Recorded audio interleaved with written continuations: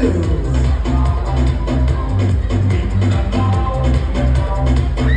costume was inspired by the modern Filipiniana style and was made by Amaka.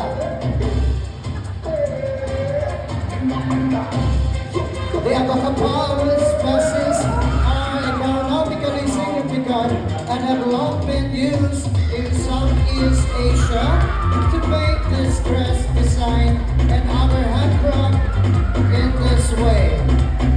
For promotion, local businesses appreciating the works of Filipino handcrafted crafts and the legacy of events.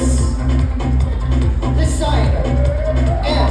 De Luca, the Mascara Festival.